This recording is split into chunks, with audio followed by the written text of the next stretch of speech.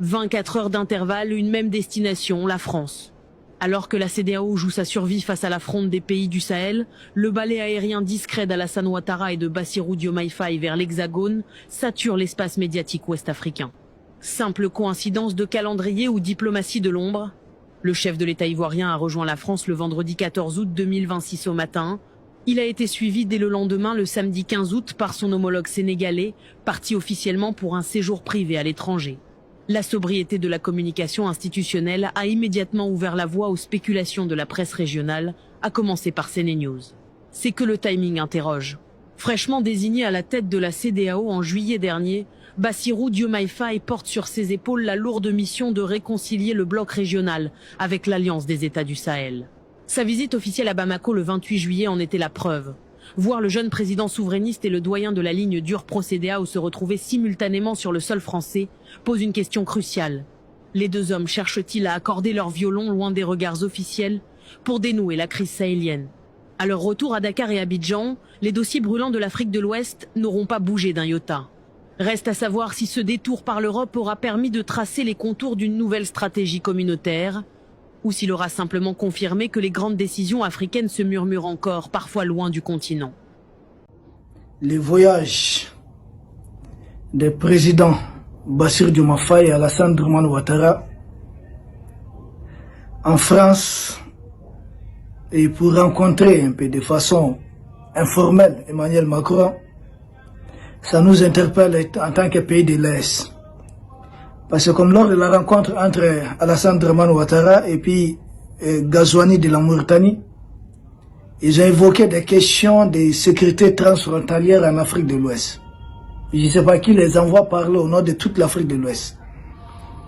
Ensuite, ils ont parlé de comment stabiliser, en tout cas combattre le terrorisme en Afrique de l'Ouest, pour des pays qui abritent des bases territoriales en Afrique de l'Ouest, la Mauritanie et puis la Côte d'Ivoire. Le président Bassirou Diomaye Faye, jusqu'à présent, en tout cas au niveau de l'opinion malienne, il bénéficie d'un peu de respect. C'est dû aussi à l'histoire entre le Sénégal, le Mali, la Fédération du Mali, beaucoup d'histoires communes. Alboury Ndiaye qui est venu combattre jusqu'en territoire malien. Il y a beaucoup de choses. C'est pourquoi il serait sage, en tout cas pour le président sénégalais Bassirou Diomaye Faye, de ne pas trop s'aventurer dans ce que Alassane Ouattara et Ghazouani sont en train de mettre en place. Ce n'est pas bon. Il doit prendre ses distances. Macky Sall, tout le monde sait que politiquement, idéologiquement, nous sommes opposés. Tout le monde, en tout cas ce qui me concerne, nous soutenons idéologiquement en tout cas le combat du président Ousmane Sonko. Mais même Macky Sall, au moment des fameuses sanctions illégales et injustes, c'était même une agression et une sorte de guerre hybride contre notre pays, de la CEDEAO. Macky Sall avait fourni certains efforts. Il avait exigé que certains produits ne soient pas pris en compte. Oui, Macky Sall avait vraiment exigé cela. Et ensuite, il avait levé en tout cas des taxes contre certains produits du Mali qui étaient restés au port. Ça, il faut reconnaître cet effort de Macky Sall. Quel qu'en soit, on peut ne pas être d'accord avec une personne, mais si une personne pose un acte moins positif, même si vraiment elle le fait, moi je ne vais pas hésiter à le dire. Mais là où Bassirou Diomaye Faye est en train de s'aventurer, il a eu la présidente de la CEDEAO, président de la commission de la CEDEAO, c'est bien. Il a promis d'essayer d'apaiser les choses en Afrique de l'Ouest, c'est bien. Mais Ouattara, qui a réussi Ghazouani il y a à peine quelques jours de cela, les deux ont une position commune. Ouattara s'est fait le porte-parole auprès d'Emmanuel Macron. D'aucuns vont me dire, mais c'était un voyage qu'ils ont organisé ensemble. Certes, Alassane Ouattara est parti, a quitté Abidjan le 14 août. Diomaye Faye a quitté Dakar le 15 août. Mais c'est fait exprès. Les choses sont calculées, coordonnées. On ne peut plus infantiliser les Africains. Ils disent qu'il s'agit d'un voyage privé, effectivement. C'est dans le cadre d'un voyage privé qu'on organise de telles choses. Voyage privé, les deux ont pris soin de rencontrer Emmanuel Macron.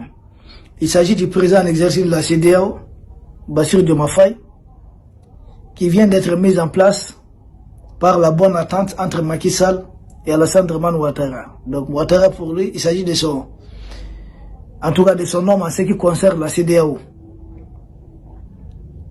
Et Ouattara qui se voit le chef de la DGSC au niveau de l'Afrique de l'Ouest. C'est lui qui doit défendre les intérêts bec et ongle de la jeune française.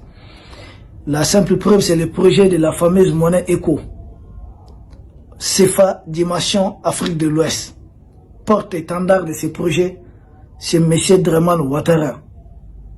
C'est pourquoi le président Bassirou Diomaye Faye doit tenir compte des relations séculaires entre les peuples maliens et les peuples sénégalais et se tenir à l'écart de certaines choses.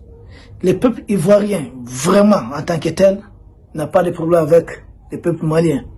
Ouattara est parvenu à retourner certains ressortissants du Mali, du Burkina établis là-bas, que d'aucuns appellent Djoula. Djoula, là, ça veut dire commerçant. Djoula, c'est pas le nom d'une communauté.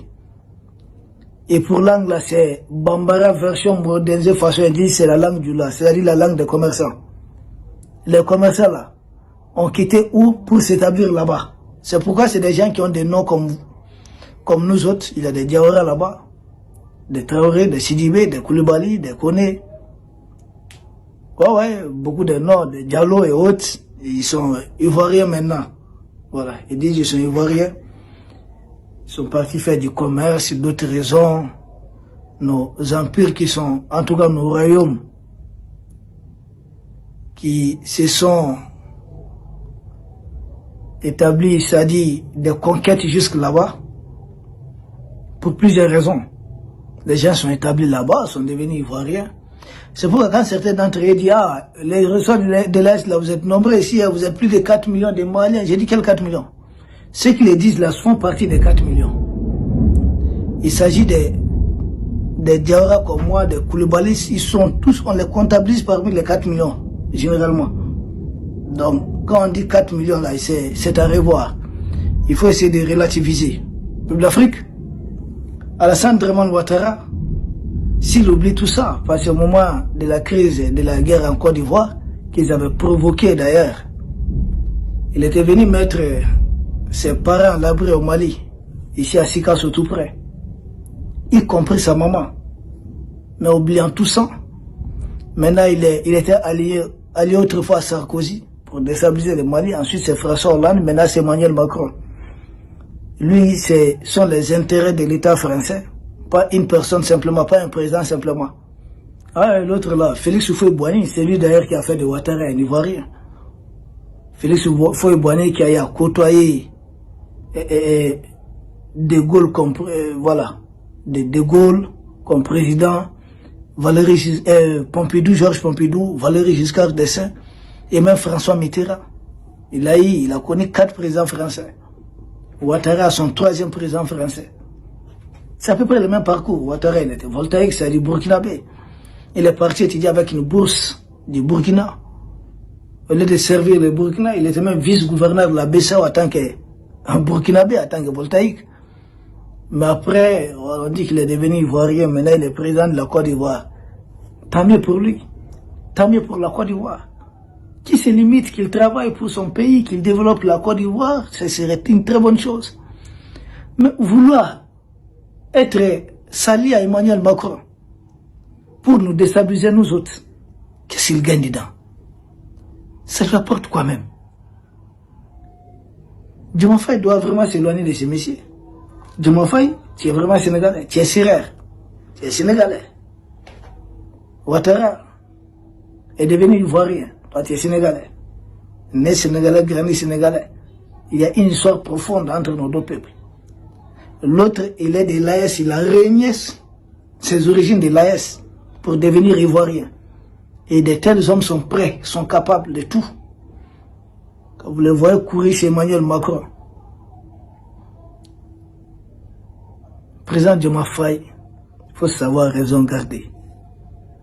ton histoire avec Sankou et le président Sonko, nous n'allons pas beaucoup nous mêler de cela.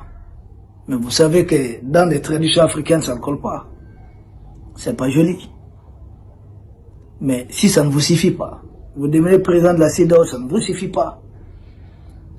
Si tu te rencontres avec Ouattara en France, ça ne te suffit pas. Mais si c'est parler encore de l'Afrique de l'Ouest, en France là-bas, et là, ça passe pas.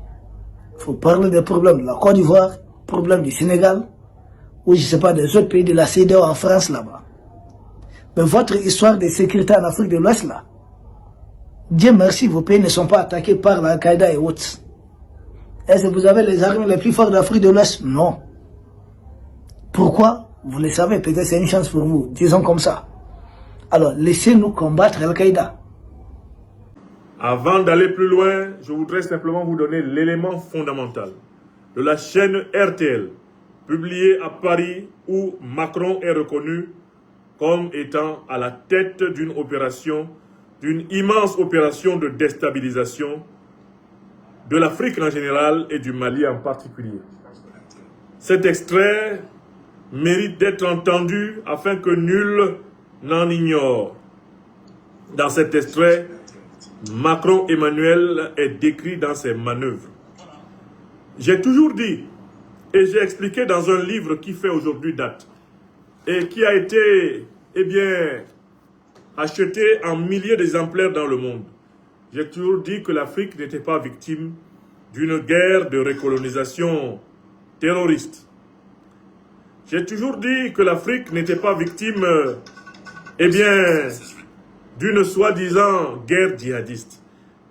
J'ai démontré de manière scientifique, avec des preuves américaines, européennes, françaises dans ce livre, que la guerre que connaît aujourd'hui le continent africain est une guerre de recolonisation impérialiste, organisée par les pays de l'OTAN et dans la proximité organisée notamment par la République française, du moins le gouvernement français, à ne pas confondre avec le peuple français, afin d'imposer aux Africains le pillage continu de leurs ressources naturelles, afin d'imposer aux Africains les conditions inégales qui depuis 600 ans leur sont imposées et qui ont rendu possible la traite négrière, la colonisation et tout naturellement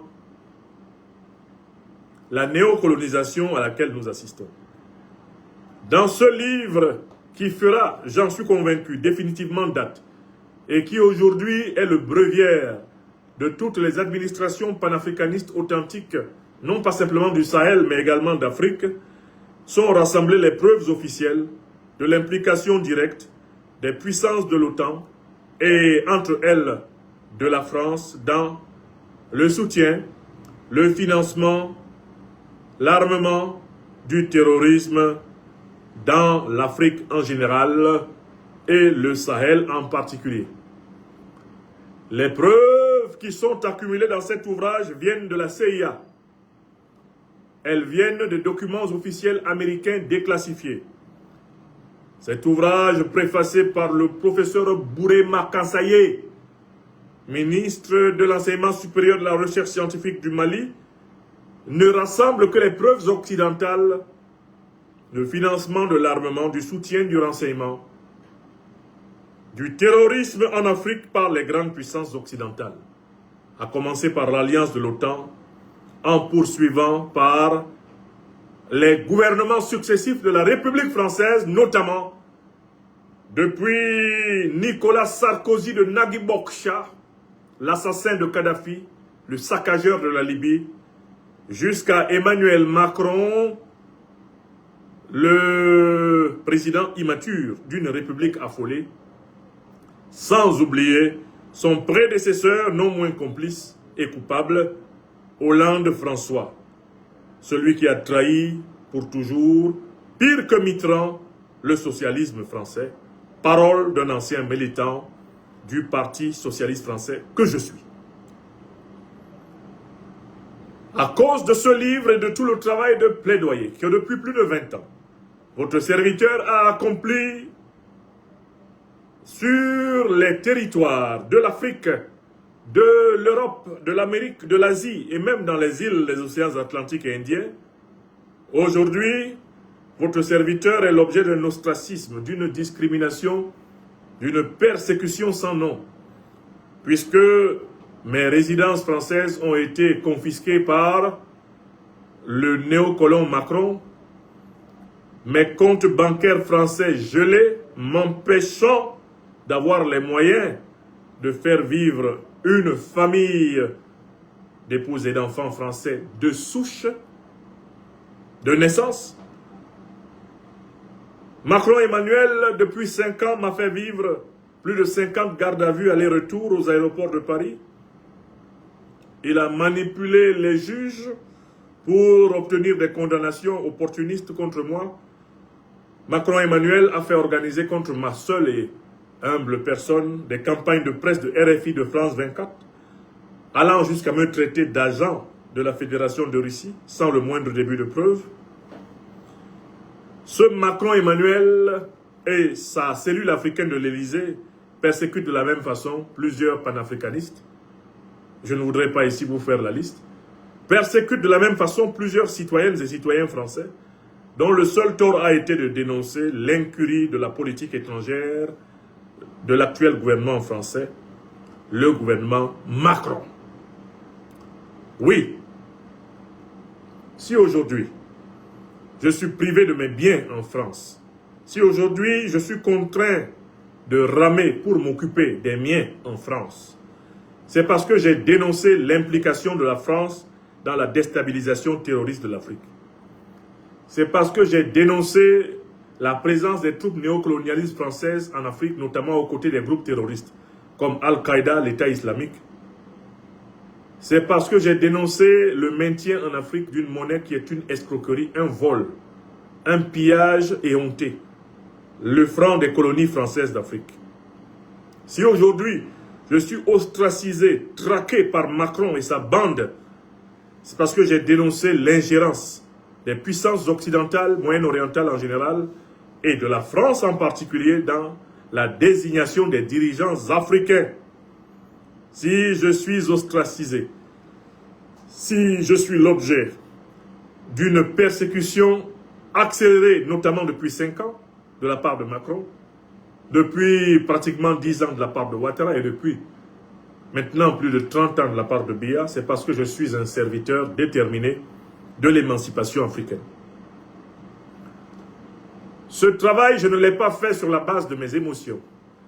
Je ne me suis pas contenté de satisfaire l'illusion d'un sentiment dit anti-français.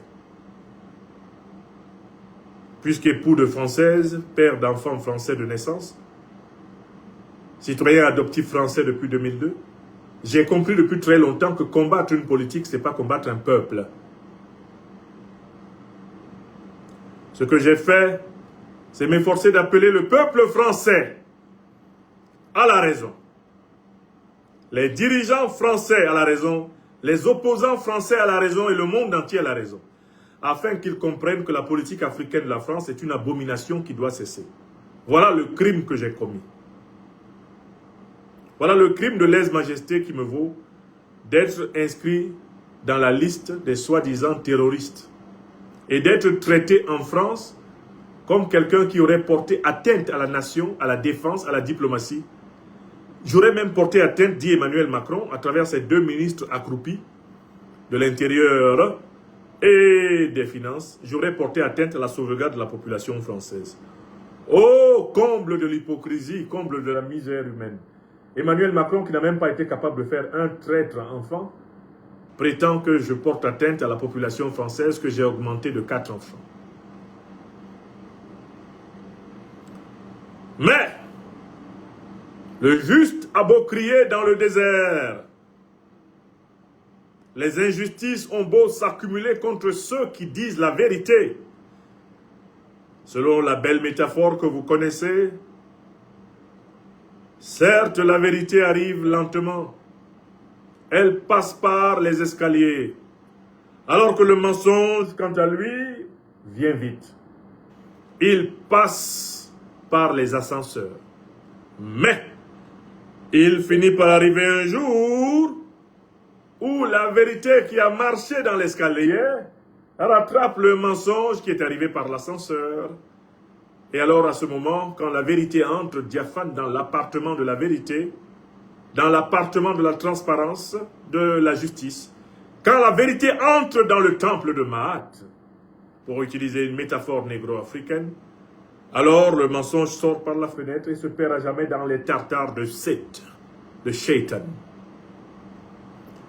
Voici que les fruits de notre travail, d'éveil et de réveil, commencent à porter en terre de France un grand médial, pas n'importe lequel, un média français important, la radio-télévision Luxembourg, RTL, vient de confirmer qu'Emmanuel Macron, président de la République française, en réalité chef de la junte néocolonialiste et terroriste française, est bel et bien à la tête d'une organisation terroriste qui attaque l'Afrique. Et que le président français, le gouvernement français actuel,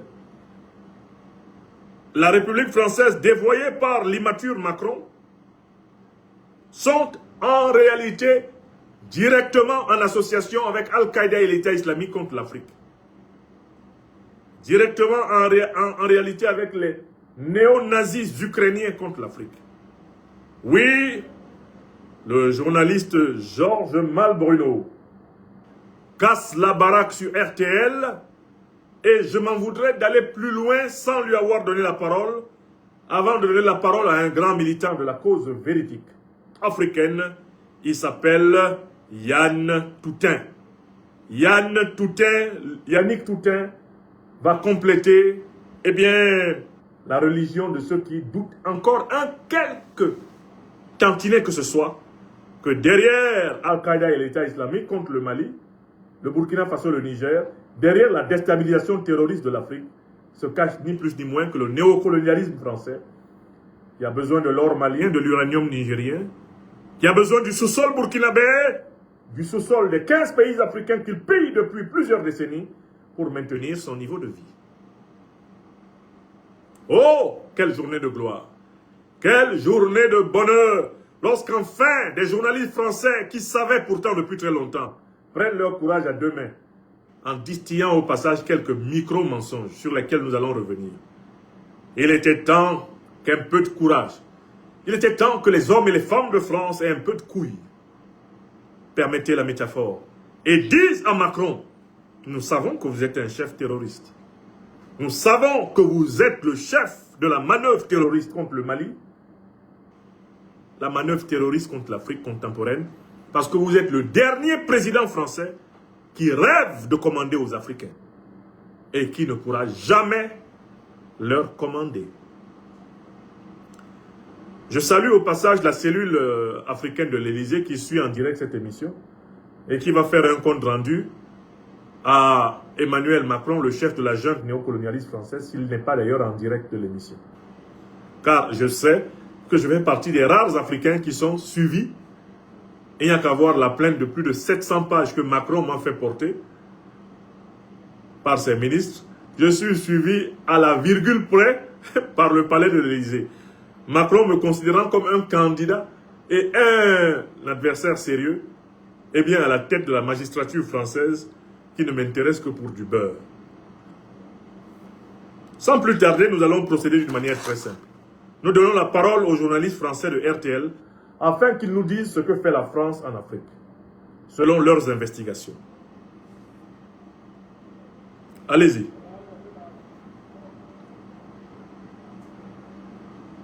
La situation empire chaque jour Après, on va revenir.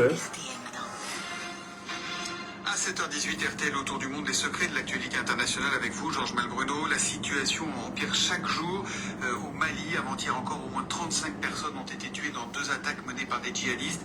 Georges, la France a officiellement quitté. Le journaliste en question est un menteur. Ils n'ont pas été tués par les djihadistes. Les Maliens qui meurent, les Africains qui meurent sont tués par les mercenaires du néocolonialisme français et de l'impérialisme occidental et moyen-oriental. Il n'y a pas de djihadistes en Afrique. Ce n'est pas une guerre religieuse. Ce sont des mercenaires de la France. Ce sont des mercenaires de l'OTAN.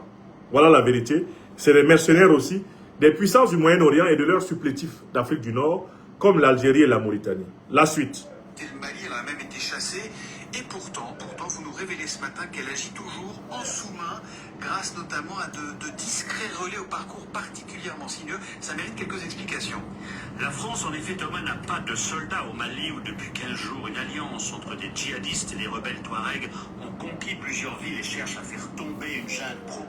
Je suis obligé de couper ce monsieur. Je rappelle qu'il n'y a pas de djihadistes au Sahel. Les journalistes français sont de mauvaise foi, sont des hypocrites et des gros menteurs. Il s'agit des mercenaires de Paris. Il s'agit des mercenaires de l'OTAN. Al-Qaïda et l'État islamique sont des organisations de mercenaires qui ont été créées par les États-Unis d'Amérique dans les années 80, puis dans les années 2000, pour combattre les soviétiques en Afghanistan pour Al-Qaïda, et dans les années 2000 pour déstabiliser l'Irak, la Syrie, l'Afrique du Nord et l'Afrique noire en général. Ces deux journalistes sont des gros menteurs, mais ils ont été rattrapés par la vérité, ils doivent la dire. Voilà la suite. Qui plusieurs villes et cherchent à faire tomber une junte pro-russe qui ne nous aime guère, et pourtant d'autres militaires dans l'orbite de la France sont à l'œuvre. Il s'agit, selon une source sécuritaire française, d'unités du renseignement militaire ukrainien, le GUR, qui opèrent en coordination avec les rebelles Touaregs. Et parmi ces unités, on a deux notions là. Unité ukrainienne du GUR qui opère avec les rebelles Touaregs. Et les unités ukrainiennes du GUR, c'est l'OTAN. L'Ukraine est un pays qui combat la Russie avec le soutien de l'OTAN, c'est-à-dire de la France. Et Emmanuel Macron utilise des militaires ukrainiens pour attaquer l'Afrique. Et il a choisi d'utiliser notamment des militaires ukrainiens qui sont aussi des militaires français. Parce qu'ils ont combattu dans la Légion française. Donc, ce journaliste veut dire la vérité, mais il a la langue qui le démange et il ne parvient pas à l'exprimer clairement. On a ici très clairement l'affirmation que les encadreurs européens qui attaquent le Mali, le Burkina Faso, le Niger, sont bel et bien des soldats français, coordonnés par Paris et chapeautés, comme je vous l'ai déjà expliqué plusieurs fois, par l'OTAN. Car en fait, la déstabilisation du Sahel, c'est le plan de l'OTAN qui a commencé par le saccage de la Libye en 2011. Par ailleurs, il n'y a pas de mouvement rebelle ici au Mali. Je suis à Bamako, il n'y a pas de mouvement rebelle ici. Il n'y a jamais eu de mouvement rebelle. Ce sont des mouvements qui ont été créés par la France pour imposer au gouvernement de Bamako de lui permettre de piller les richesses maliennes. Et cela depuis les années 60. Il faudrait lire l'histoire des manipulations sécessionnistes et partitionnistes au Mali pour savoir que c'est toujours les services français qui ont suscité des partitionnistes ici au Mali. La région de l'Azawad n'existe pas scientifiquement. Tout le territoire malien, c'est la terre des Noirs depuis très longtemps. Les Maliens de peau blanche sont issus de l'immigration arabe, venus du Moyen-Orient. Ce ne sont pas des autochtones à l'origine de cette terre. Voilà ce qu'enseigne la science. Il n'y a pas de rebelles dans le nord du Mali. Il n'y a que des terroristes mercenaires au service de Paris et de l'OTAN, au service de l'Occident et du Moyen-Orient. Voilà la vérité. Malbruno et son compagnon ont du mal à le dire, mais ils sont obligés de reconnaître quand même que c'est Macron qui est derrière, eh bien, la déstabilisation. Je fais reculer.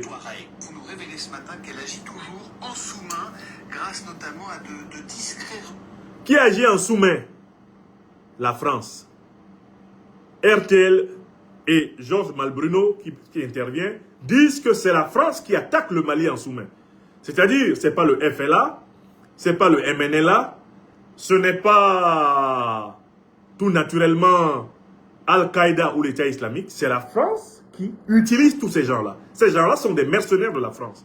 Et tout ceci se fait avec la complaisance de l'OTAN, c'est-à-dire des États-Unis d'Amérique. L'ensemble des pays européens savent que c'est la France qui est derrière les groupes terroristes qui attaquent le Mali. La joie avec laquelle les médias français ont accueilli l'assassinat du général d'armée Sadio Camara, ministre d'État, ministre de la Défense du Mali, cette joie n'est pas une joie par hasard. C'est la confirmation de l'origine du crime. Macron est le chef terroriste derrière tout ceci. Malbruno, quand vous voulez dire la vérité, dites-la. On recommence. À 7h18, RTL autour du monde, les secrets de l'actualité internationale avec vous, Georges Malbruno. La situation empire chaque jour au Mali. Avant-hier encore, au moins 35 personnes ont été tuées dans... La situation n'empire pas chaque jour au Mali. Elle était pire quand l'armée française était là. Elle était pire quand l'ONU était là. Elle était pire quand l'Union européenne était là. L'armée malienne et ses alliés de l'AES et de la Russie combattent plus que jamais, avec une efficacité redoublée, les groupes terroristes. Ces journalistes français sont des menteurs. Mais même dans la bouche des menteurs, Dieu fera dire la vérité, car le temps de la vérité est arrivé. 2 attaques menées par des djihadistes. Georges, la France a officiellement quitté le Mali, elle en a même été chassée. Et pourtant, vous nous révélez ce matin qu'elle agit toujours en sous-main, grâce notamment à de discrets relais au parcours particulièrement sinueux. Ça mérite quelques explications. Vous avez entendu la phrase qu'il fabrique? Des discrets relais, au parcours particulièrement sinueux. C'est pas compliqué. Al-Qaïda et l'État islamique, ce sont des gens qui sont directement en service avec la DGSE. Bilal Ak-Sherif, Ramadan, Mahmoud Diko, Oumar Mariko, ce sont des agents directs de la DGSE. Ils sont protégés par la France, ils se promènent librement en France. Et dans les pays soumis à la France, comme l'Algérie, la Mauritanie, qui sont leurs bases arrière. Mais qu'est-ce qu'il y a à faire des formules compliquées pour dire que ce sont des mercenaires français? Diko, Mariko, Iyad Agali, Ramadan, Bilal Ag Machin, Shérif, ce sont des agents français. Mais pourquoi ils ont besoin de faire des phrases, des parcours, ceci et cela? Non, ce sont des agents français. Ils sont renseignés, ils sont médiatisés, ils sont financés, ils sont protégés, ils sont logés, ils sont accueillis par la France. C'est Macron qui est le patron du groupe terroriste qui a attaqué le Mali le 25 avril. C'est le chef terroriste en chef. Donald Trump est le superviseur, car il est au courant de tout. Les satellites américains ont bien vu se préparer l'opération du 25. De quoi parle-t-il? Relais au parcours particulièrement sinueux, ça mérite quelques explications. La France, en effet, Thomas, n'a pas de soldats au Mali où depuis 15 jours, une alliance entre des djihadistes et des rebelles touaregs ont conquis plusieurs villes et cherchent à faire tomber une junte pro. Espèce de menteur. Je suis ici à Bamako, Malbruno. Ils n'ont pas conquis plusieurs villes. La seule ville où leur présence a été, eh bien, jusqu'à ce jour, signalée, c'est la ville de Kidal, dont ils sont en train d'être dépiécés et dégagés par la vaillante armée malienne et ses alliés russes. Malbruno, immense menteur. Ce ne sont pas des villes qui sont tenues par les terreaux impérialistes de la France et de l'OTAN. C'est quelques zones dans lesquelles ils courent comme des lapins en attendant d'être cueillis. Nous sommes ici au Mali. Le mensonge ne s'imposera pas. On conquis plusieurs villes et cherchent à faire tomber Faux! une junte Faux! russe qui ne nous aime guère. Et pourtant, d'autres militaires dans l'orbite de la France sont à l'œuvre. Il s'agit, selon une source sécuritaire française, d'unités du renseignement militaire ukrainien le GUR qui opère.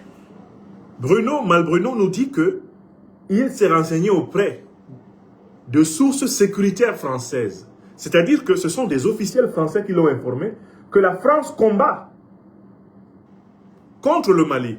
La France combat contre les Africains en association avec des militaires ukrainiens qui étaient membres de la Légion française. Malbruno dit, c'est l'administration Macron qui l'a informé. Lui, Bruno Malbruno, journaliste d'investigation, que la France est bel et bien au combat contre le Mali. Que la France est derrière l'attaque du 25 avril. Et qu'elle a mené cette attaque en bonne entente avec les groupes terroristes Al-Qaïda et l'État islamique, en bonne entente avec les groupes terroristes ukrainiens, et que des soldats français opérant comme terroristes sont dans l'opération. Ça, c'est l'information qui met fin au débat franco-français sur les responsabilités d'Emmanuel Macron dans le terrorisme en Afrique. Ce pourquoi on me traque, ce pourquoi on me persécute, ce pourquoi je souffre depuis plus de 5 ans sous le régime de Macron, Malbruno vient de le dire en 2 phrases. Et j'attends que Malbruno soit traqué. J'attends que Malbruno voit ses biens gelés. J'attends que Malbruno mais je ne le lui souhaite pas. Je ne le lui souhaite pas en plus. Parce que malgré tous ses efforts pour mentir, il a quand même dit la vérité. Vous voyez? Il a quand même, malgré ses efforts pour mentir... En coordination voilà. avec les rebelles touaregs. Et parmi ces unités, il y a une notion qu'on appelle la notion de rebelle touareg. Vous ne devez jamais l'accepter. C'est un mensonge français. C'est un mensonge néocolonialiste. Il n'y a pas de rebelle touareg. Il n'y a pas de rebelles Touareg. Il y a des personnes qui sont associées aux groupes terroristes, qui sont membres des groupes terroristes et qui sont Touareg. Par ailleurs, ce n'est pas tous les Touaregs qui sont liés à cette affaire. Et il y a au Mali, et je vis tous les jours ici au Mali, avec des Touaregs qui n'ont rien à voir, ni avec la soi-disant rébellion, ni avec le terrorisme. On essaye de stigmatiser, on essaye d'enfermer tous les Africains Touaregs dans la catégorie de rébellion ou de terrorisme, afin de provoquer une guerre communautaire et un génocide. Il n'y a pas de rébellion Touareg. C'est une rébellion financée par la France. Ce sont des terroristes français. Et il n'y a pas de différence entre les gens du FLA et les gens d'Al-Qaïda. Il n'y a pas de différence entre les gens du FLA et les gens de l'État islamique. En coordination avec les rebelles Touareg. Et parmi ces unités, il y a quelques dizaines d'ex-légionnaires ukrainiens, des francophones. La France joue sur le... Quelques dizaines d'ex-légionnaires ukrainiens des francophones. Vous voyez comment le journaliste lui-même est un traître? Au lieu d'avouer qu'il s'agit d'agents français qui sont chargés d'encadrer les terroristes contre le Mali, parce que le Mali, troisième producteur d'or, a mis fin au pillage de son or par la France, on essaie de dire quelques anciens légionnaires français d'origine ukrainienne ou même roumaine. Vous voyez comment même les journalistes participent de ce racisme structurel. Bon, ils font ça pour se protéger, pour que Macron ne leur réserve pas la jurisprudence Olivier Marleix. Parce qu'il y a beaucoup de gens qui ont été tués ces derniers temps en France, uniquement parce qu'il avait pointé le doigt sur les crimes de Macron. Donc, quand vous voyez ce journaliste qui parle là, il craint pour sa vie. Donc, certaines de ces approximations sont des stratégies de survie. C'est important que vous le sachiez. Mais quand même, c'est trop lâche. C'est la Légion française.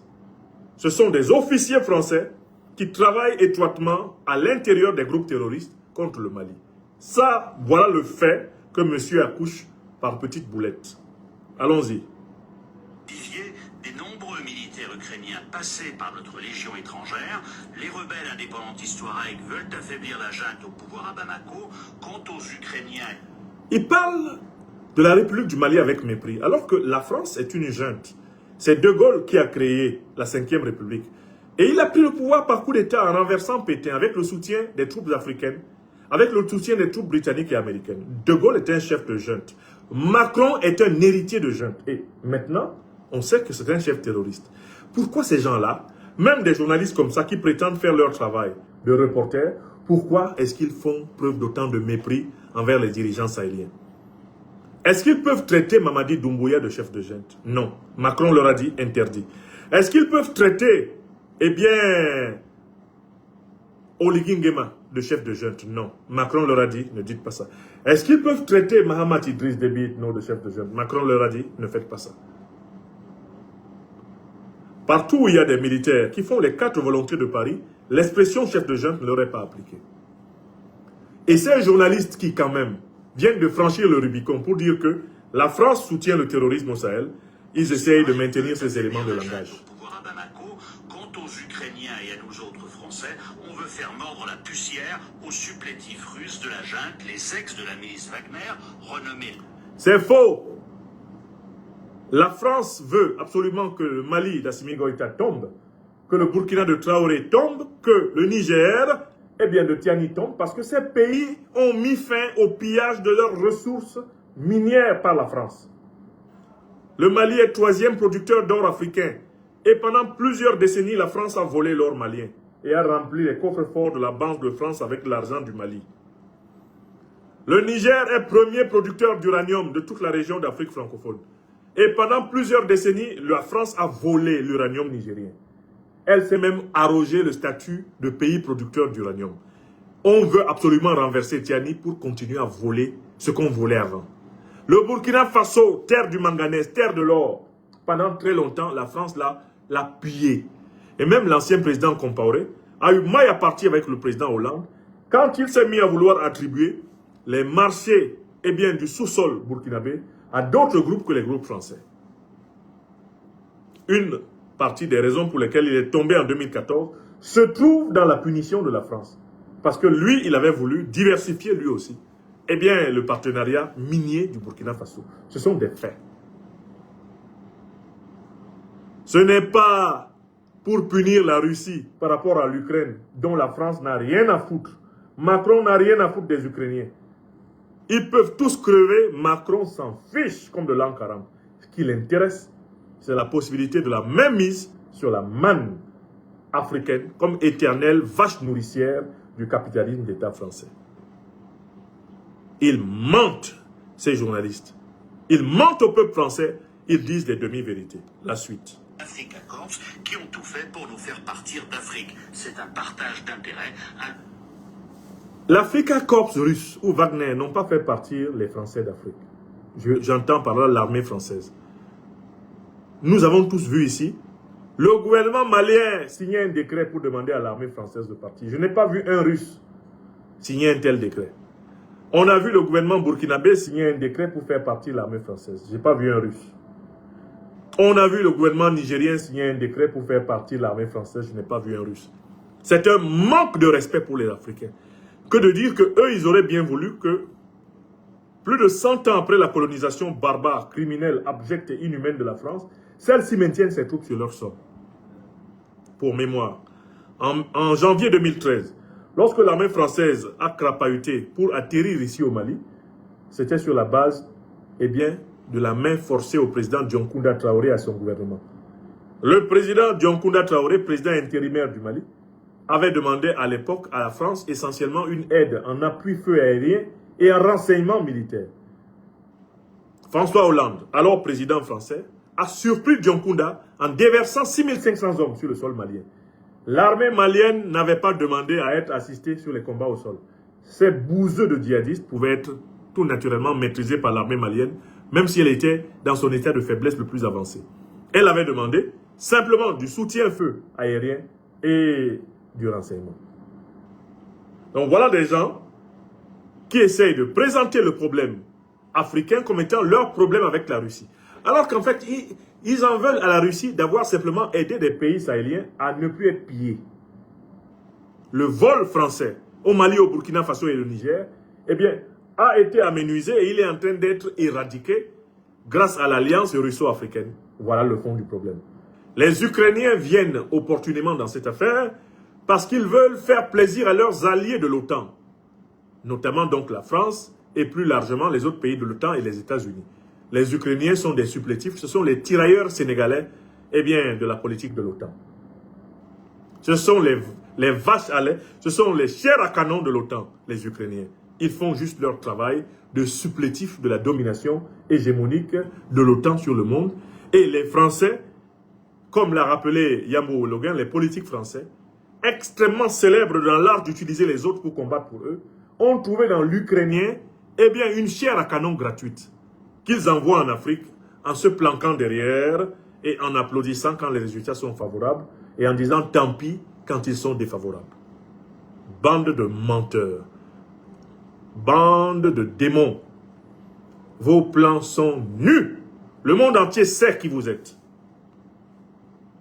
Or que les rebelles Touaregs ont une ancienne relation avec les services de renseignement français au Sahel. Bon, c'est pas tout à fait la première fois non plus. Donc ces deux journalistes, tout en mentant et en avançant Kahen Kaha, reconnaissent que la soi-disant rébellion Touareg est une rébellion française. C'est Paris qui a suscité, depuis les années 60, des mouvements de rébellion dans le nord du Mali, dans le but de contrôler les richesses faramineuses du nord du Mali à travers ces mouvements de rébellion. Il n'y a jamais eu d'Azawad. Toute la terre malienne est une terre des Noirs, comme tout le continent africain est une terre des Noirs. Les populations blanches d'Afrique du Nord sont des populations migrantes venues d'Arabie. C'est pour ça qu'on les appelle des Arabes.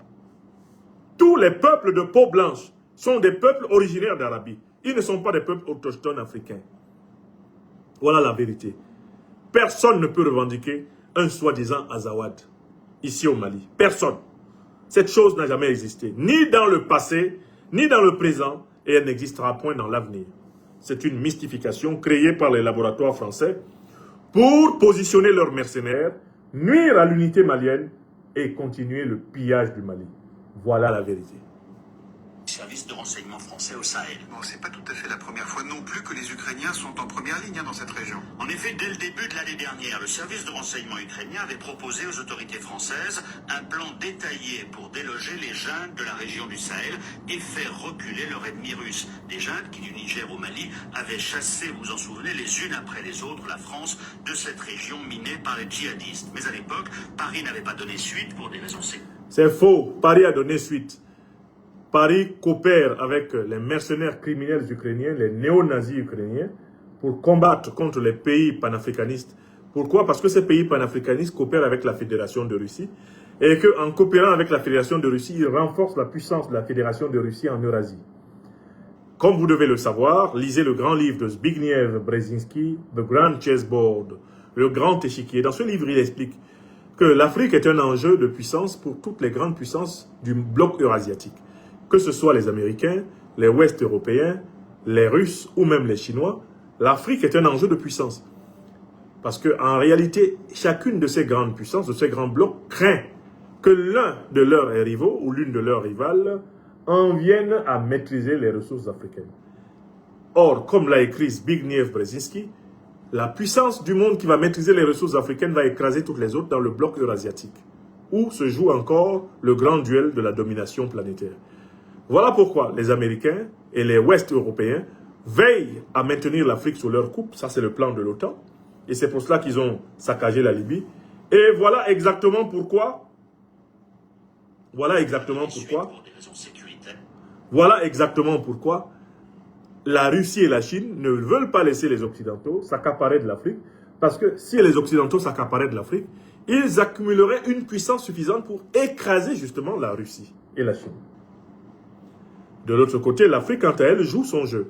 Elle doit tirer son épingle en devenant une puissance autonome, qui soit certes alliée et amie de la Russie et de la Chine, mais pas leur vassal. Et qui, bien sûr, ne redeviennent jamais plus vassal de l'Occident, que ce soit l'Occident européen ou nord-américain. Voilà l'équation, voilà le jujutsu géopolitique, géostratégique dans lequel nous sommes plongés. Tout le reste n'est que mensonge. Mensonge et mensonge. En tout cas, ce qui est important dans l'élément que je vous fais écouter, c'est que Macron est un chef terroriste. C'est que le gouvernement français pratique le terrorisme en Afrique et qu'il est le principal soutien d'Al-Qaïda, de l'État islamique, et qu'il est le parrain du JNIM, dont vous avez vu les leaders se promener tout dedans dehors sur les Champs-Élysées. La France ne voulait pas apparaître, même de manière déguisée. Cette fois, le verrou semble levé. Le paravent ukrainien a l'avantage de nous permettre de ne pas coopérer avec les djihadistes liés à Al-Qaïda, alors qu'en revanche, nous... Pauvre menteur. Pour un journaliste, je crois qu'il a quand même au moins niveau Bac+5. Pour un journaliste, c'est quand même malheureux. Ramadan, Bilal Ak-Sherif, Oumar Mariko, tous les chefs de la nébuleuse terroriste qui a attaqué le Mali le 25 avril sont ouvertement accueillis en France. Comment celui-ci peut nous dire que les Ukrainiens sont en quelque sorte le mur, la limite que la France s'est fixée pour ne pas coopérer avec les terroristes? Alors même que les principaux chefs terroristes sont accueillis en France, au vu et au su de tous. Ils passent sur TV5, sur France 24, ils passent sur Jeune Afrique, ils passent sur Libération, ils passent dans le monde. Hein, ces gens-là, ils passent sur RFI, ils passent sur RTL. Mais comment ces gens-là peuvent nous prendre pour des cons à ce point? L'Ukraine n'est pas un voile. L'Ukraine n'empêche pas l'Afrique et le monde entier de voir que le gouvernement français est au cœur du soutien au terrorisme. On n'a pas besoin. Les Ukrainiens sont des supplétifs de l'OTAN. C'est la chair à canon française, les Ukrainiens. Ils jouent le rôle des tirailleurs sénégalais de la fin du 19e siècle et du début du 20e et de l'entre-deux-guerres. Eh bien, 14-18 et 39-45. Les Ukrainiens, c'est de la viande pour l'Occident. Ils l'utilisent d'ailleurs. Le peuple ukrainien en a marre qui n'arrête pas de fuir. Zelensky doit les capturer, littéralement comme on capturait les esclaves, les Africains réduits en esclavage, dans les années 1500, 1700, 1800, pour les amener en Europe et bien en Amérique. Je ne sais pas si vous avez regardé les scènes de capture des Ukrainiens par l'armée ukrainienne pour les amener à la guerre. C'est exactement les mêmes scènes que l'Afrique a vécues lorsqu'on est venu prélever eh bien, de 100 à 200 millions de ces citoyens sur pratiquement 400 ans. On les capturait. Comme vous voyez, les services de sécurité ukrainiens capturaient les citoyens ukrainiens pour les envoyer de force à la guerre. C'est là qu'on voit très bien. qu'en réalité, le comportement criminel n'a rien à voir avec la couleur de la peau. Regardez comment l'État ukrainien traite des citoyens ukrainiens décrétés en âge de combattre. On les capture comme on capturait les esclaves lors de la traite négrière. Donc, on a vraiment affaire ici à un monument de mauvaise foi. Pas coopérer avec les djihadistes liés à Al-Qaïda, alors qu'en revanche, nos liens avec les Touaregs, qui cherchent l'indépendance de leur région, sont bien connus. Ouais, quand même, le plus étonnant dans tout ce que vous dites, c'est que ce jeu d'alliance, il se fait au final au profit des djihadistes. Vous avez commencé votre propos en disant les rebelles et les djihadistes sont alliés en ce moment. C'est un jeu d'alliance surprenant, c'est vrai, sans remettre à des Ukrainiens... Ce n'est pas surprenant. C'est surprenant pour vous, Malbruno, et l'autre qui parle là sur RTL, parce que vous êtes une bande de menteurs, de lâches. Vous êtes des petites crapules de presse qui faites semblant de ne pas être au courant de ce qui se passe. Nous avons expliqué depuis plusieurs années que la France armait, finançait, que la France médiatisait, que la France était derrière l'agression terroriste qui est menée en Afrique. Et vous ne pouvez pas dire que vous ne le savez pas. Vos collègues Serge Daniel Bohundada, alias le hibou de Dakar ou Wassim Nasr, sont réputés être des porte-parole directs des chefs terroristes. Plusieurs de vos médias, France 24, etc., ont accordé des unes aux terroristes. Ils ont permis aux terroristes d'exposer leur frayeur, leur terreur, d'exposer leur méchanceté au vu au su de tous. Vous faites semblant de découvrir ce que le monde entier sait.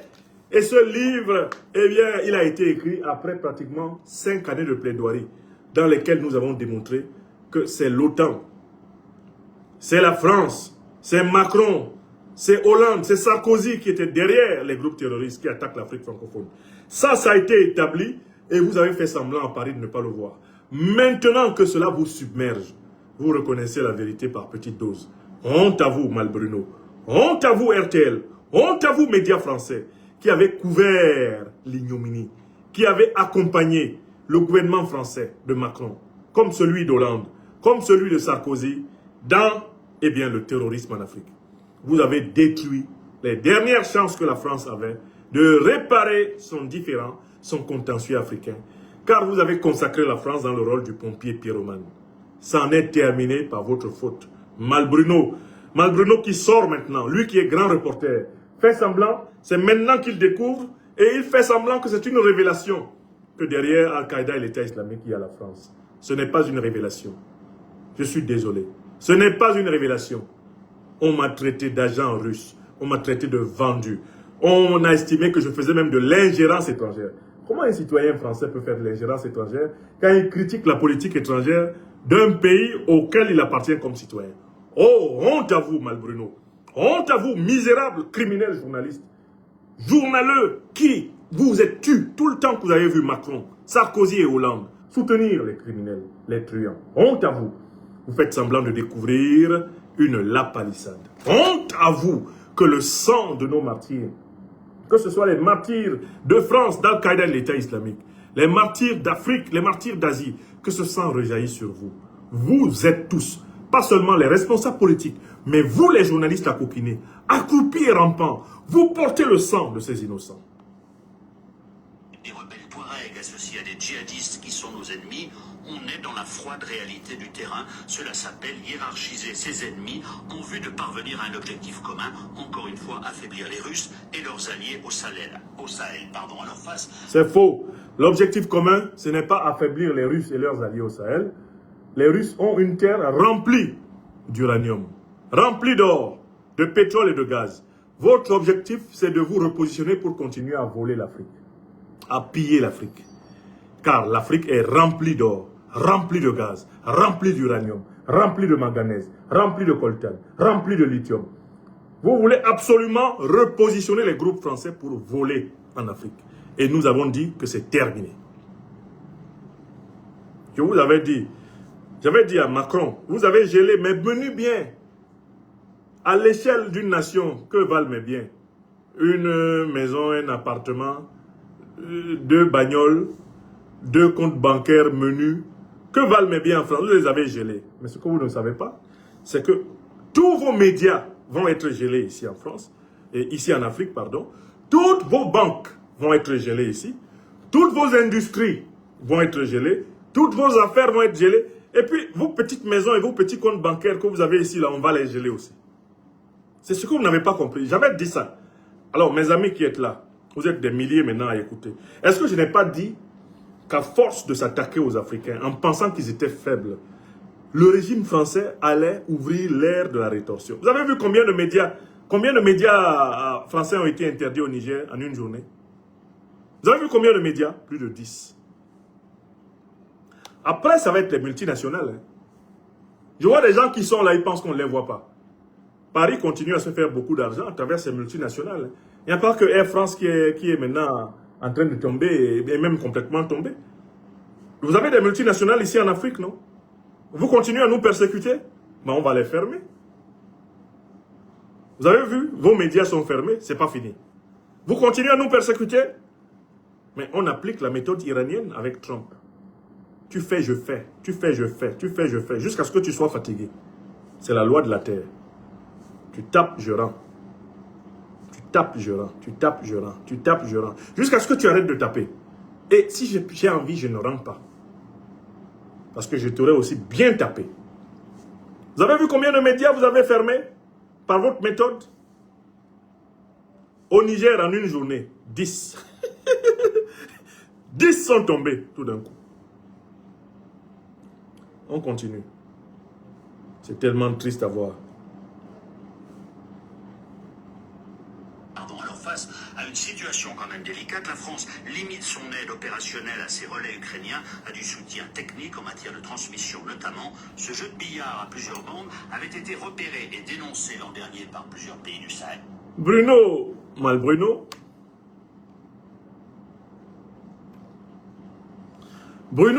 reconnaît que la France apporte du soutien technique au groupe terroriste. Elle apporte du soutien technique au groupe terroriste qui attaque le Mali, le Burkina Faso, le Niger, le Tchad. Et je voudrais saluer au passage mes frères tchadiens.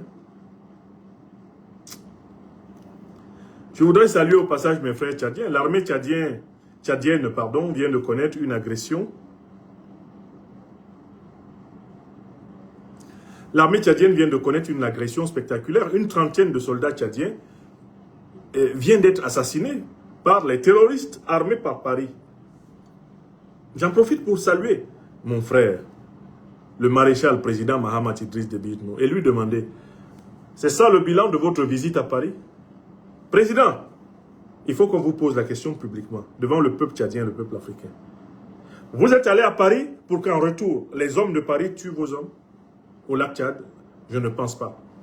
J'ai vu le choc et l'émotion avec lesquels vous êtes allé voir comment on a tué vos hommes. Vous êtes allé à Paris. Pensez que vous pourriez flatter Macron. Après l'avoir chassé avec ses troupes du Tchad. Vous avez obtenu de Macron une espèce d'accalmie. Il y a eu un accord comme pour dire, bon voilà, on laisse tomber les problèmes, on va essayer de faire au mieux. Vous êtes rentré en N'Djamena. Vos hommes viennent d'être massacrés au lac Tchad. J'espère que vous savez que c'est toujours le JNIM, financé, médiatisé, soutenu, armé par Macron qui a tué vos hommes. Vous avez vu? De tout cela, nous vous avions prévenu. Nous sommes nombreux qui vous avons prévenu qu'avec ces gens-là, on ne rompt pas à moitié. On coupe igname, comme on dit à Abidjan. On coupe igname. Bah!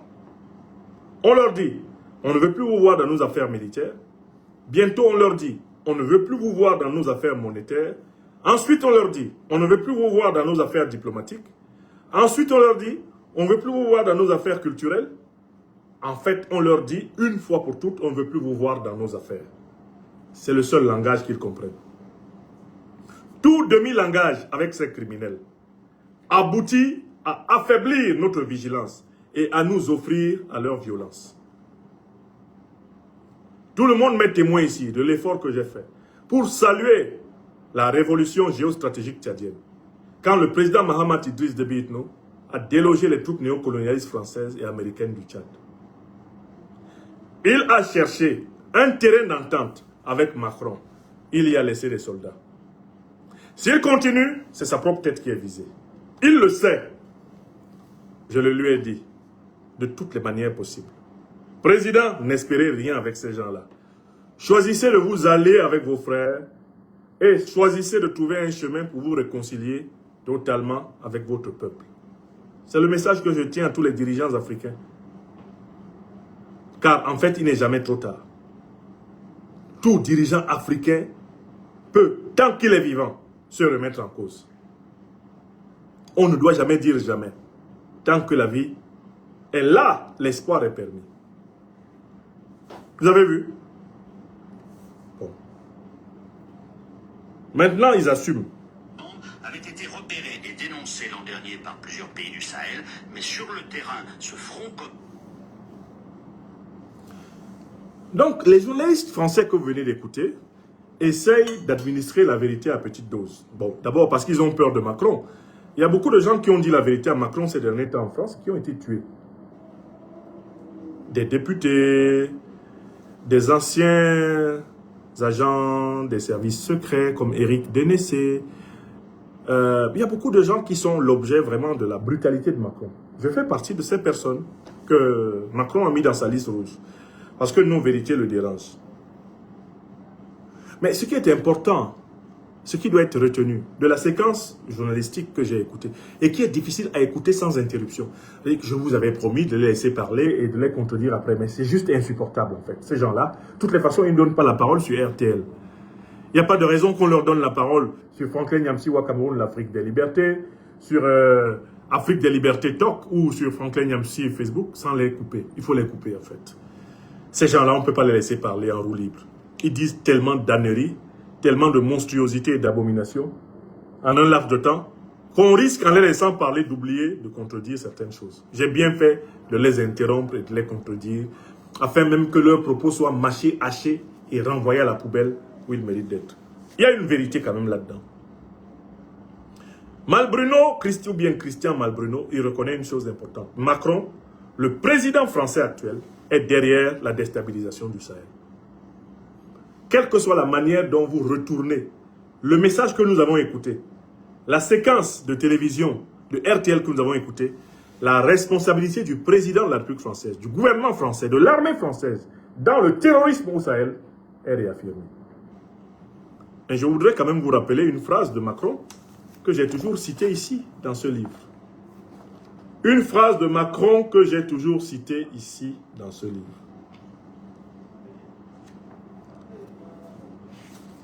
Cette phrase de Macron est la suivante, on la retrouve à partir de la page 54. Page 54 de mon maître ouvrage, L'impérial terrorisme, publié à l'origine depuis la capitale de l'Afrique des libertés, ici à Bamako. Nous allons lire. Nous allons lire ça.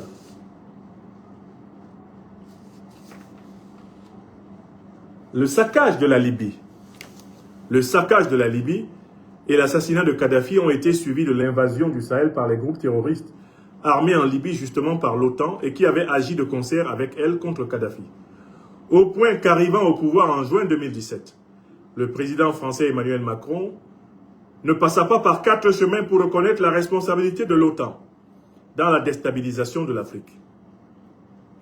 Je suis à la page 54.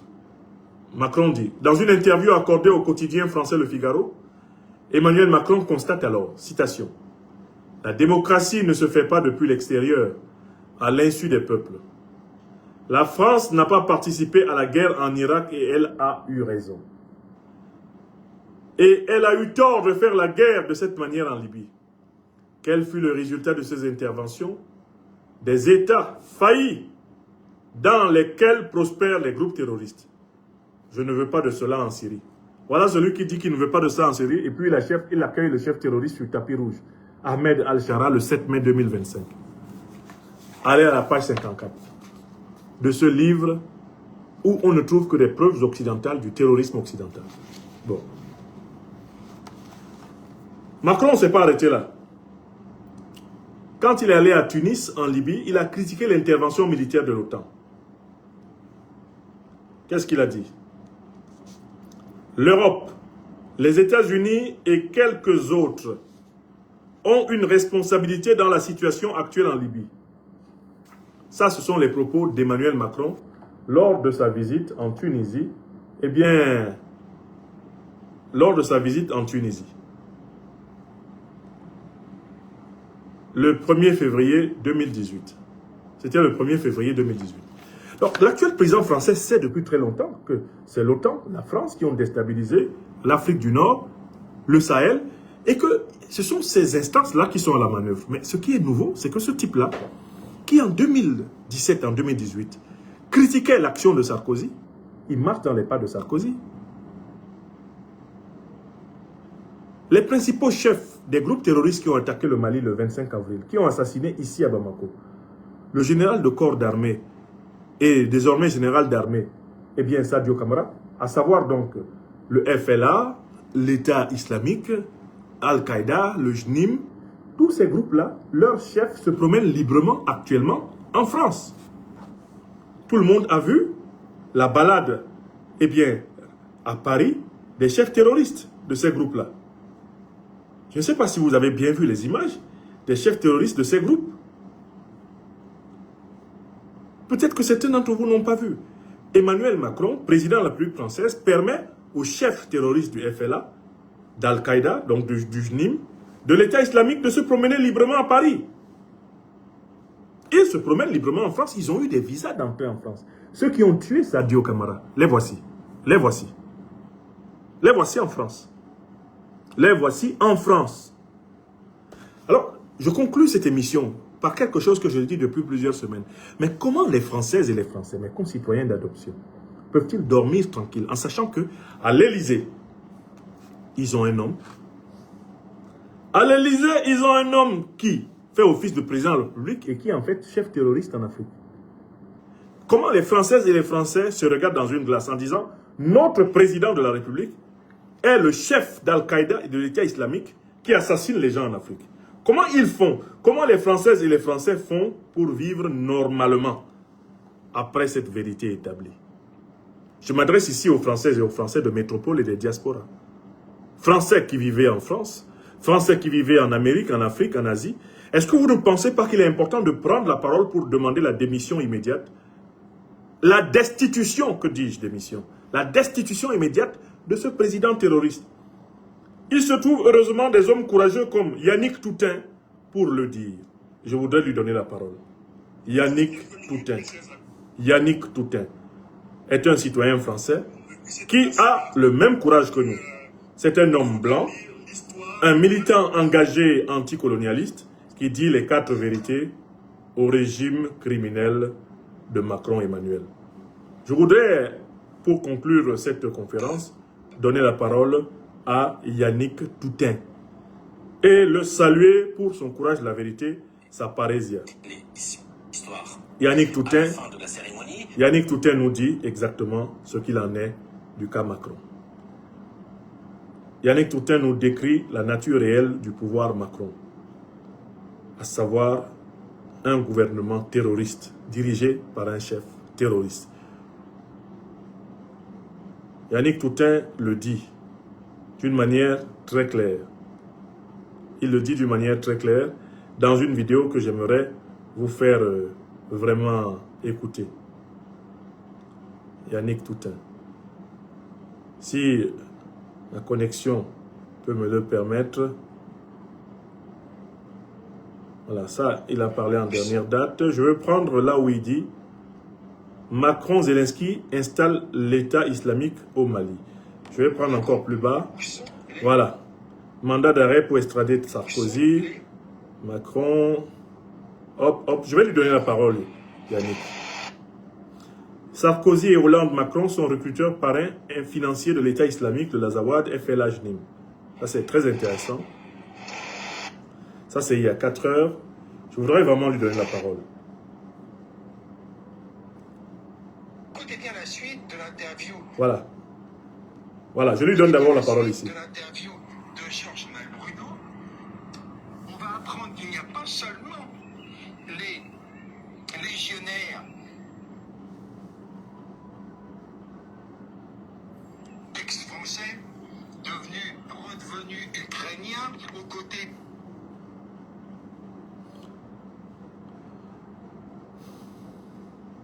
Si on pouvait avoir... Les terroristes, on va apprendre qu'il y a une autre sorte d'aide. Soyez... Ça va venir. Leurs alliés au Sahel, à leur face,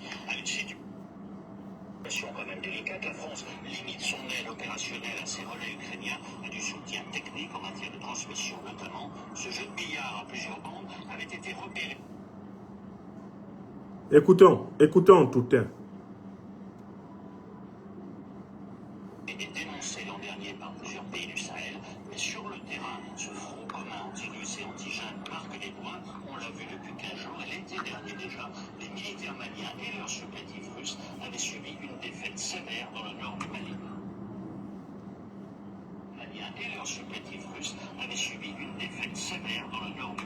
Interrogé hier soir, le ministère des Armées à Paris nous a répondu que si les militaires ukrainiens avaient quitté la Légion étrangère pour servir l'Ukraine de...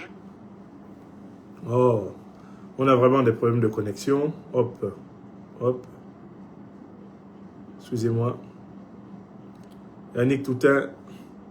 Bon, je vais prendre sa dernière vidéo où franchement, il abonde avec force, conviction et preuve dans le même sens que nous pour dire que, bon, il y a une responsabilité de la France là maintenant. Le peuple français ne peut pas continuer. Le peuple français ne peut pas continuer à tolérer qu'un terroriste soit tranquillement installé à sa tête et le représente dans le monde. Après, on vient parler de sentiments anti-français.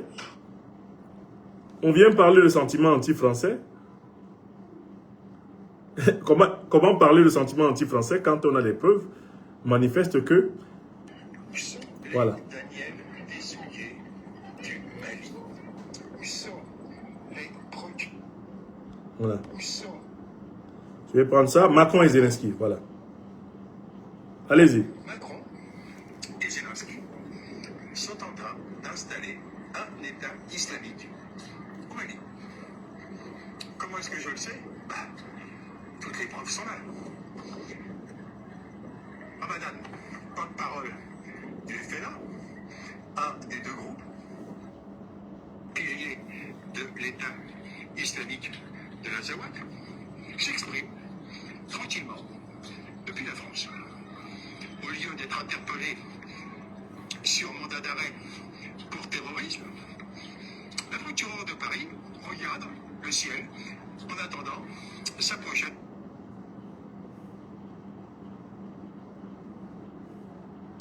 promotion, comme l'a fait Molins, qui, au lieu d'interpeller Bilal Hachérif en avril 2013, alors qu'il était recherché son mandat d'arrêt interpellé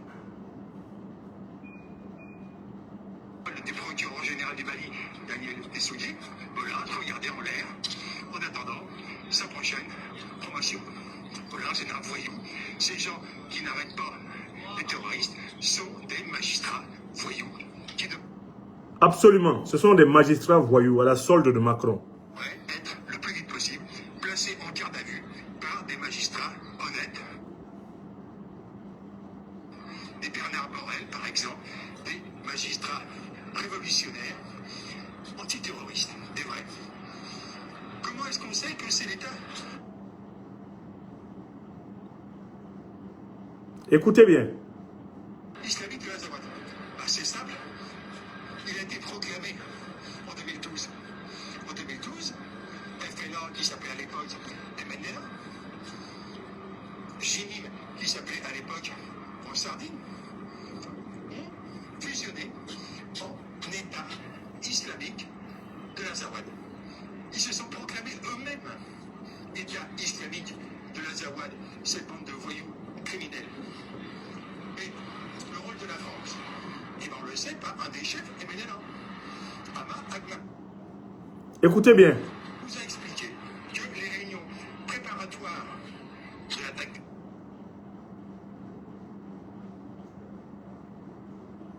Les réunions préparatoires. ont eu lieu à Paris en août 2011 au Conseil et en septembre 2011 à Genève avec les services secrets français. Ces gens devraient être immédiatement interpellés par des policiers honnêtes, lancés par des magistrats honnêtes, mais pour les savoir, les Français devront désigner 32 000 juges, renouveler une magistrature sur accréditation. sont en train d'installer un État islamique.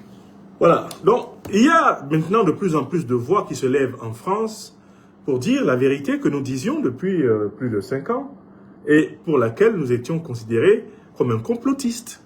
C'est le petit mot que Macron et sa bande de terroristes ont trouvé pour désigner ceux qui dénonçaient leur implication dans la déstabilisation et l'assassinat des peuples africains. Maintenant que la presse mainstream française avec RTL et les demi-vérités de Malbruno eh bien, reconnaît que c'est bel et bien la France qui est la parraine eh bien, des groupes terroristes qui attaquent le Mali, le Burkina Faso, le Niger. Maintenant que des voix françaises comme celle de Yannick Toutain s'élèvent pour dire mais en fait, nous savons, nous Français cultivés, nous Français qui nous intéressons à la politique internationale de la France, nous savons depuis très longtemps que ce sont les gouvernements français, Hollande, Sarkozy et Macron, qui sont les principaux parrains des groupes qui déstabilisent l'Afrique dite entre guillemets francophone. Maintenant que tout cela est clair, il est important que les Françaises et les Français, à l'intérieur de la France et à l'extérieur, prennent leurs responsabilités. Arrêtez de vous cacher derrière votre petit doigt, Françaises et Français. Dénonçons ensemble le président Macron et son gouvernement comme étant des gouvernements terroristes. Nous devons donc dès maintenant lancer une campagne pour la destitution de Macron, pour haute trahison de la France et pour terrorisme en Afrique. Deuxièmement, Africaines et Africains, nous devons d'ores et déjà nous engager dans une grande campagne africaine contre la diplomatie Macron, contre Emmanuel Macron. D'abord, lui, on doit l'interdire d'Afrique. Il ne faut plus qu'il mette les pieds sur ce continent. Mais il ne faut même plus qu'il accrédite des diplomates parce que, de manière officielle et incontestable, il est le chef d'un groupe terroriste qui attaque l'Afrique. Donc, nous devons nous mobiliser pour obtenir la fin de l'accréditation des diplomates par Macron en Afrique. Parce qu'en fait, Macron est un chef terroriste. Troisième élément important. Les dirigeants africains qui continuent à coopérer avec les services français actuels pour combattre le terrorisme sont des traîtres à l'Afrique.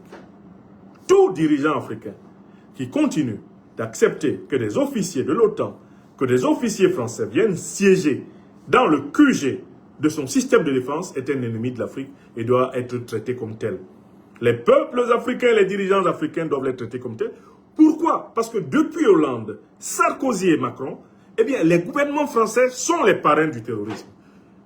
Vous avez vu la sévérité avec laquelle les gouvernements sahéliens ont sévi, tout naturellement, contre, eh bien, les médias du terror-journalisme français.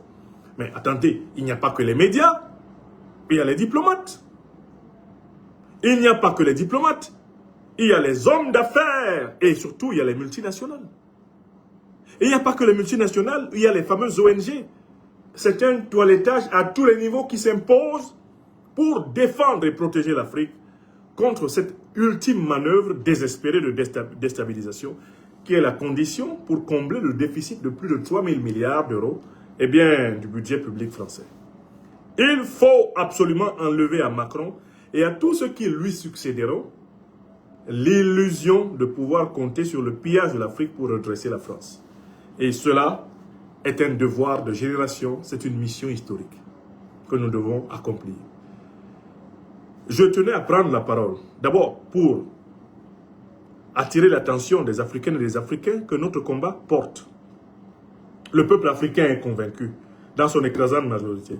Les dirigeants africains ne peuvent plus se tenir devant leur propre peuple, même les dirigeants les plus néocolonisés, n'osent plus défendre le soi-disant antiterrorisme des gouvernements français devant leur peuple. Mais il est temps maintenant de passer à la vitesse supérieure.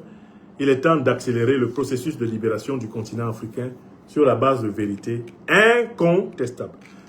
Moi, Malbruno et RTL ne m'ont rien appris. Ce qu'ils disent, c'est ce que je vous ai expliqué par des moyens scientifiques, avec des preuves irréfragables et apodictiques depuis très longtemps. Mais c'est quand même important qu'à un moment donné, les médias français prennent la parole, que les citoyennes et les citoyens français prennent la parole.